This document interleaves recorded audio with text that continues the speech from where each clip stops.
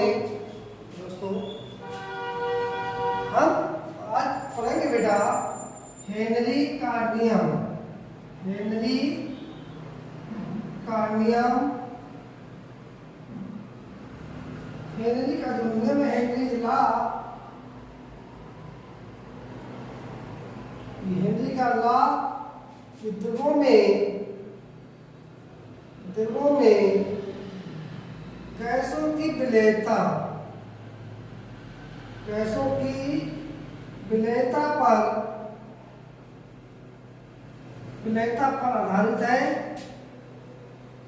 आधारित है कि सबसे पहली बात ये जानो कि द्रवों में गैसें कैसे मिलती है, कितने अनुपात में मिलती है, इस पर आधारित था। तो क्या करेंगे हम, देखेंगे इसमें हेनरी ने अपने नियम में क्या कहा था। हेनरी ने गैसों का द्रवों में विलेयता पर बहुत अधिक अध्ययन किया और नियम दिया। तो हेनरी के अनुसार क्या था, हेनरी के अनुसार क्या था उसे देखेंगे। ठीक, स्थिर ताप पर किसी विलायक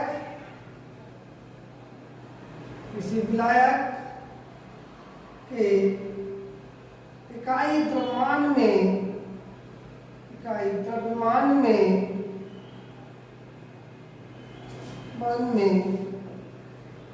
घुली गैस की मात्रा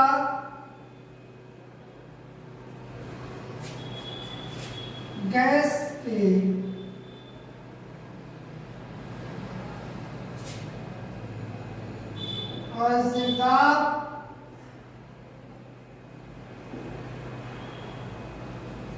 अंशदाब के समानुपाती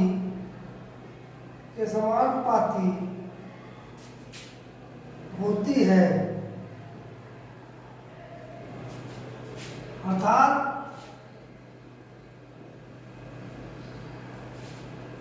P is proportional to N या P equal to K N कह सकते हैं हम। ये हो जाता है तो यहाँ पर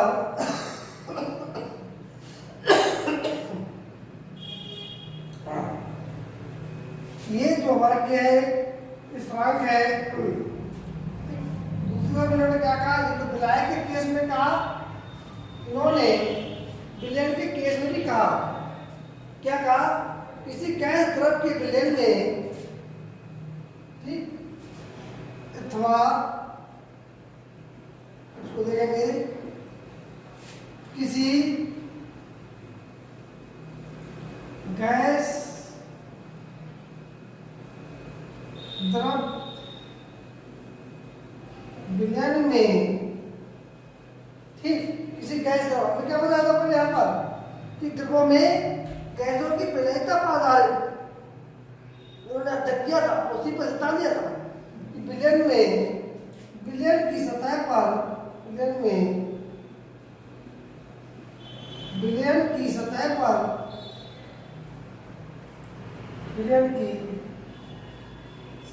पर ठीक क्या होता है, सतह यानी विलयन मतलब कोई बर्तन में भरा हुआ है, सतह की बात हो रही है।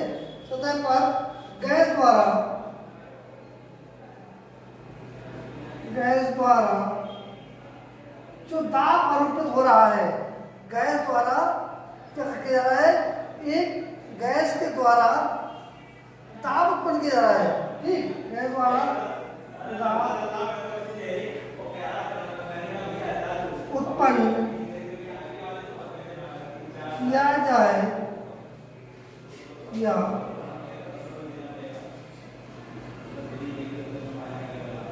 किया गया, गैस द्वारा उत्पन्न किया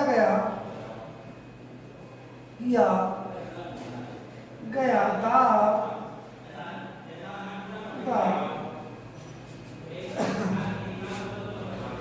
विलेन में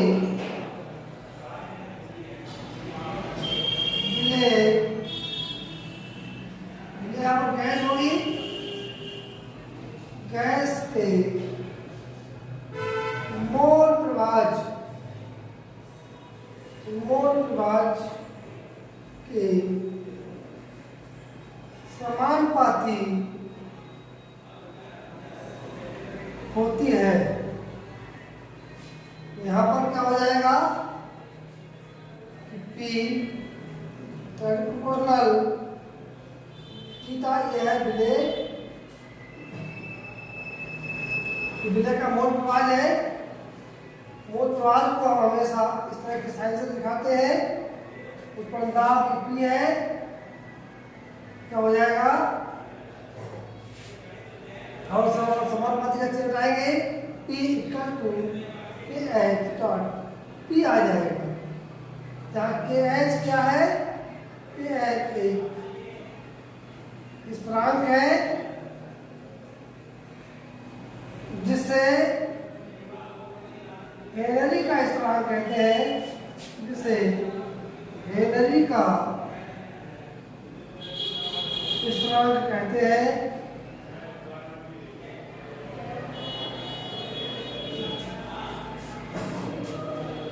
परिभाषाएं थी, ठीक। हालांकि बीच में बहुत कुछ है कि हमने क्या किया है, तो उसके द्रव्यमान को लिया है n समानुपाती। अब हमें यहाँ पर ऐसा भी है कि n समानुपाती P भी दिया हुआ है, तो K भी आ जाता है। तो जैसा जो है नाम दिया रहता है वैसा कर लेते हैं। बट यहाँ पर क्या होता है, ये चीज निकल के आ गई, ये h आधा की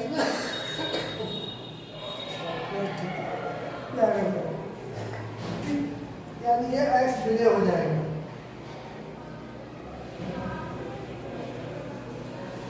x विलेय का मोल प्रवाह। अब क्योंकि विलेय जाति को विलायक में क्या रहेगा, आपका द्रव रहेगा। द्रव में गैस में होगी, विलेय के रूप में होगी, थोड़ी सी मात्रा में रहेगी। तो यहाँ पर क्या आ जाएगा, इसकी कुछ सीमाएं हैं कि कुछ सीमाओं को हम देख लेते हैं। हेनरी के नियम की सीमाएं, हेनरी के नियम की सीमाएं, limitations of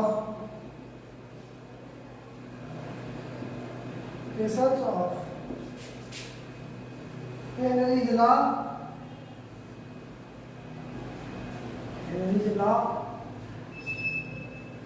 देखिए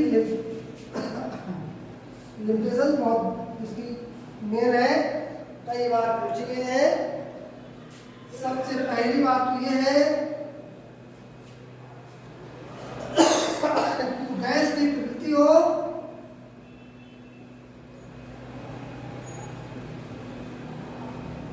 गैस की प्रकृति। दूसरा है विलायक की प्रकृति।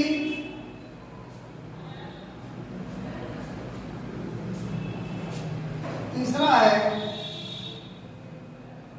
दाब। चौथा पड़ जाएगा ताप। अब समझ लीजिएगा गैस की प्रकृति के बारे में। हम जो गैस पानी में घोल रहे हैं वो क्या हो, गैस अक्रियाशील ना हो। गैस विलायक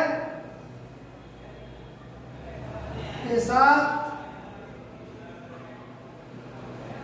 अक्रियाशील ना हो, क्रिया ना करती हो, अक्रियाशील ना हो। जैसे हमने अमोनिया को घोल दिया पानी में, भैया ये नहीं बदल पाएगा इलेक्ट्रॉन, NH4 OH बना लेगी। इस तरह का सिस्टम नहीं चलेगा। ऐसा ना हो अमोनिया जल में ऑक्सीजन बहुत जल्दी विलय होती है। दूसरा क्या है कि जो भी हम गैस खोले, गैस विलायक के साथ अपघटित ना होती हो। कैसे? हमने मिलाई HCl गैस इसमें पानी में, यहाँ पर तुरंत क्या बन के आ गया, HCl टूट गई, H plus plus Cl minus में टूट गई। यहाँ पर हमारा H3O प्लस बन गया प्लस Cl माइनस बन गया, यानी हाइड्रोनियम आयन तुरंत तैयार हो गया रिएक्शन में। तो ऐसा भी ना हो कि विलायक गैस को अपघटित करता हो, विलायक को अपघटित करता हो। तीसरा क्या है, सिस्टम पर ज्यादा दाब आरोपित ना किया जाए। सिस्टम पर ज्यादा दाब आरोपित ना किया जाए। दाब आरोपित करने पर क्या होता है, दाब आरोपित करेंगे तो आपने देखा होगा गैस विलायक में कन्वर्ट हो जाती है, यानी गैस द्रवित हो जाती है।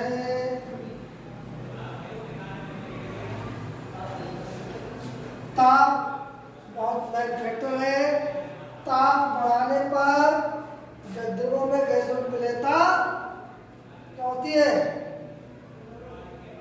जब भी हम ताप बढ़ाएंगे द्रवों में गैसों की विलयता घटेगी। और जब ताप क्या करेंगे, ताप बढ़ाने पर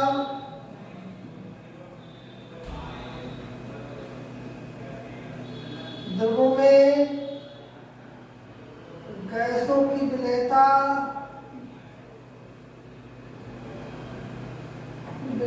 घटती है।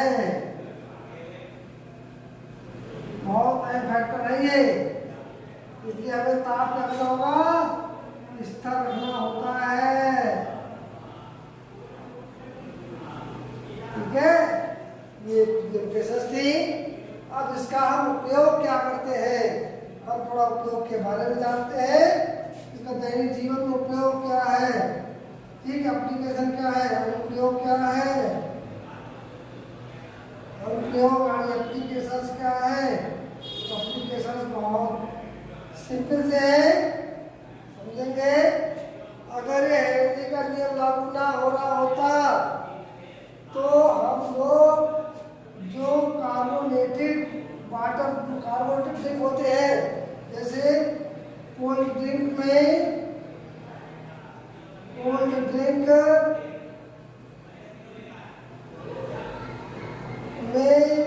आपकी CO2 गैस का घुलना, ठीक, ये बहुत फैक्ट है इसी का। ठीक, अगला क्या है, जो समुद्र में गोताखोर होते हैं,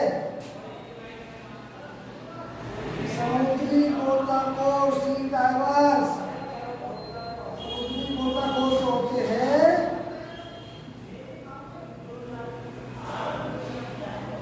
उनको अपने साथ ऑक्सीजन का सिलेंडर ले जाते हैं, जिसमें कुछ गैस हीलियम भरी जाती है, कुछ हाइड्रोजन भरी जाती है। जैसे जैसे वो नीचे जाते हैं ऑक्सीजन के साथ हीलियम को एक्सेप्ट करते हैं, खींचते जाते हैं, तो वो हीलियम क्या होती है, पानी में घुलती जाती है, यानी कि खून में घुलेगी। खून में घुलने के बाद क्या होता है, गोताखोर जब ऊपर आता है तो उसकी कुछ मात्रा ब्लड में रह जाती है, जो थक के जमा देती है, जिससे उसकी मौत हो जाती है। तो ये उसमें खतरनाक है, ठीक है। इसी तीसरा एप्लीकेशन क्या है, इस हेनरी के नियम के अकॉर्डिंग ही ये जो हमारे सांस में सांस लेना, सांस में O2 और CO2 का जो रहा है एक्सचेंज यानी कि आदान प्रदान, वो इसी नियम पर आधारित है। कई सारे एप्लीकेशन है, पढ़ देख लेना मेरे बच्चे। मैंने आपको समझा दिया है शॉर्ट में, थोड़ा ये समझा पाते हैं। जब आप क्लास में होते हैं, क्लास में क्लास की तरह समझाया जाता है, ठीक है। शॉर्ट में थोड़ा सा तो आप आइए। धन्यवाद।